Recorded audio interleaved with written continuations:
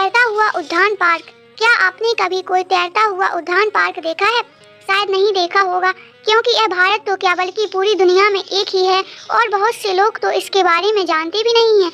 आइए आज हम आपको भारत में स्थित दुनिया के इसी एकमात्र तैरते हुए उद्यान के बारे में बताते हैं।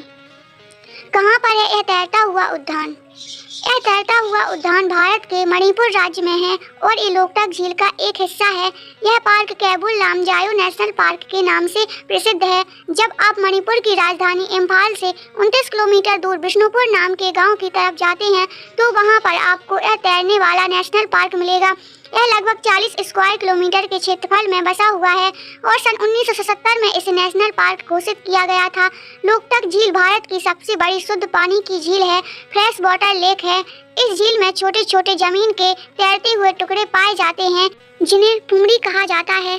दुनिया में सिर्फ लोकटक झील में ही फुमरी पाए जाते हैं। है ना कमाल की बात। उद्यान में पाई जाने वाली अनोखे जानवरों की प्रजातियां, यहाँ पर कई जानवरों की सारी दुर्लभ प्रजातियां रेयर स्पीसीज पाई जाती हैं, जैसे इंडियन पाइथन, अजगर और बार्किंग डियर, भौंकने वाला हिरन। परंतु जिस दुर्लभ जानवर के लिए यह तैरता हुआ उद्यान विश्व में सबसे अधिक प्रसिद्ध है वह है संगाई डियर, क्योंकि पूरी दुनिया में एकमात्र यही वह जगह है जहाँ यह पाया जाता है, जिसे डांसिंग डियर के नाम से भी जाना जाता है। कैसे तैरता है एकमात्र उद्यान पार्क? अब आप यह जरूर जानना चाहोगे कि फुमरी होती क्या है। फुमरी फ्लोटिंग तैरते रहने वाले ब्लॉक होते हैं जो कि बाहर से तो बहुत ठोस होते हैं परंतु अंदर से खोखले होते हैं, इसलिए ये पानी में तैरते रहते हैं। जब तैरती हुई घास फूस और मिट्टी परत दर परत जुड़ती है तो यह फुमरी बनती है। आपको यह जानकर आश्चर्य होगा कि यह फुमरी कभी भी पानी में डूबती नहीं है। इनका 80% हिस्सा पानी के अंदर होता है और सिर्फ 20% हिस्सा पानी के ऊपर होता है।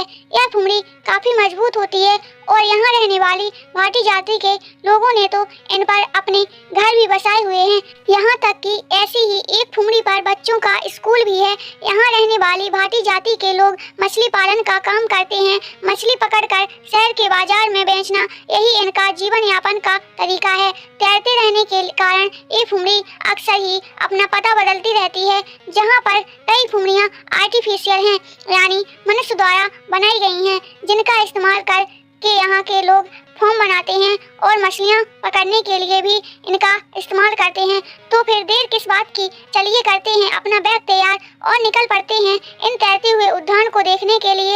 यह आपको निश्चित रूप से एक अनोखा अनुभव देगा। अगर आपको हमारी यह कहानी पसंद आई हो तो लाइक करना ना भूलें और इसी तरह की कहानी सुनने के लिए हमारे चैनल को सब्सक्राइब करें।